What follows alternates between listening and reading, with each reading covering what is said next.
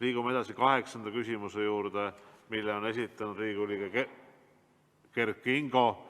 Sellele vastab valitsuse liige justiitsminister Maris Lauri ja teemaks on õigusriigist. Kert Kingo, palun! Aitäh, lugupeetud istungi juhataja ja lugupeetud justiitsminister! Euroopa Liidu direktiivi 2016/343, millega tugevdatakse süütuse presumptsiooni teatavaid aspekte ja õigust viibida kriminaalmenetluses kohtulikul arutelul ja mille Eesti siseriiklike õigusesse ülevõtmise tähtaeg oli 21. detsember 2020. Artikkel 4 käsitleb avalikke seisukohavõtte süü kohta.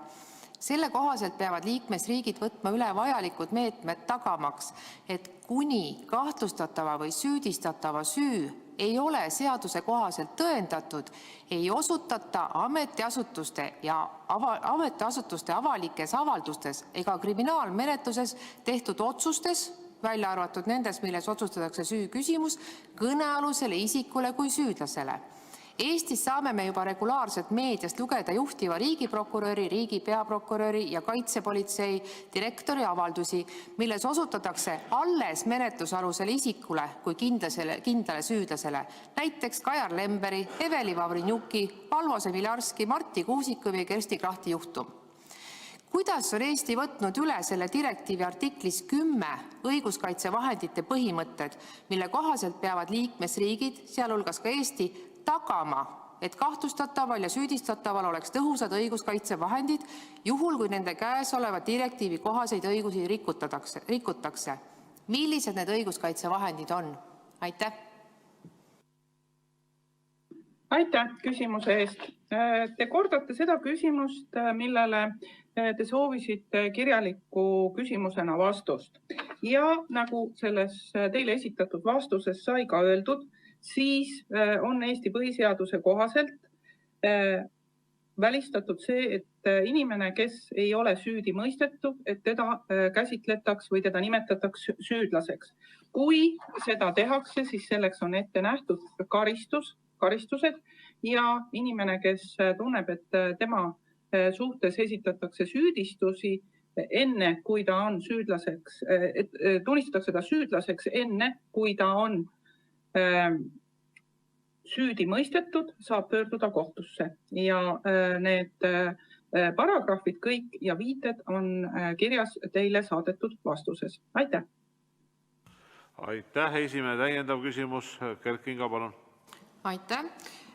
Ja märgin ära, et 18. veebruar 2021 siis avaldas Euroopa Komisjon Eesti suhtes tehtud rikkumismenetluse otsuse ja olles tuvastanud, et siis Eesti puhul on puudusi seoses nende avalike seisukohavõttudega süü kohta. Seega siis on Euroopa Komisjon leidnud, et Eesti siseõiguses kehtestatud õiguskaitsevahendid ei ole piisavad. See tähendab, et tegelikult on toimunud avaliku sektori asutuste viitamine avalikus avalduses teatavale isikule ennatlikult või ebaõigelt kui süüdi olevale isikule. Seetõttu palun nimetage, kuidas konkreetselt on Riigiprokuratuur ja Kaitsepolitseiamet vastutanud meedias avaldatud ja minu poolt eelnimetatud siis isikuid ennatlikult süüstavate sõnadevõttude eest ja milline on olnud konkreetne vastutus ja kuidas seda on kohaldatud? Aitäh! Aitäh! Nii nagu teile saadetud kirjaliku küsimuse vastusel osutasime, ei ole Eesti nõus selle komisjoni poolt esitatud arvamusega, et Eesti ei ole vastavaid direktiivis märgitud aspekte arvesse võtnud. Meie seadused, alates põhiseadusest, näevad ette karistused selle eest, kui kedagi nimetatakse süüdlaseks olukorras, kus ta ei ole süüdi mõistetud. Kui selline asi juhtub, siis toimuvad ka karistused. Nii et kui seda on tehtud, siis on seda võimalik karistada. Minul hetkel ei ole ühtegi viidet selle kohta, et nii oleks olnud. Aitäh! Ja nüüd üks lisaküsimus. Kalle Grünthal, palun! Aitäh! Austatud minister! Teie olete praegu Justiitsministeeriumis kõige tähtsam ja kõige targem inimene. Ja te olete tulnud välja sellise teemaga nagu vihakõne, ehk siis, ütleme lihtsustatud mõttes vihakõne. ja kaitsete seda väga usinasti siis ka nii-öelda erinevates meediakanalites, et see on ikka väga vajalik, ilma selleta kohe kuidagi ei saa. Ja kuigi ütleme, professionaalsed juristid on nagu teistpidisel arvamusel, et tegelikult on meil selle normi kaitsealas olev probleem on ikkagi juba lahendatud, aga noh, ma ju ei tea, tähendab, järelikult olete teie targem kõikidest teistest juristidest. Aga ma küsin niisuguse lihtsa küsimuse teie käest, et selgitage selle vihakõne raames selle teie nägemus selle subsumeerimise loogilise olemuse mõttest, ehk siis ütleme, lähtuge siis elulise faktilise asjaolu ja võrrelge seda normi abstraktse koosseisuga. Aitäh! Aitäh küsimuse eest. Ma teen kõigepealt korrektsiooni. Me räägime vaenukõnest, mitte vihakõnest. Ja vaenukõne tähendab seda, et õhutatakse vaenu kellegi vastu selle põhjal, et ta kuulub ühte gruppi, näiteks on ta ühest rahvusest, on ta mingis usutunnistuses, on tal mingid poliitilised vaated või on tal teatud seksuaalne sättumus. Selline viha ja vaenu õhutamine sellise grupi vastu on Eesti põhiseaduse kohaselt karistatav. Ja on selge, et see nii peab olema ka vastavalt karistus ka määratud seadustes.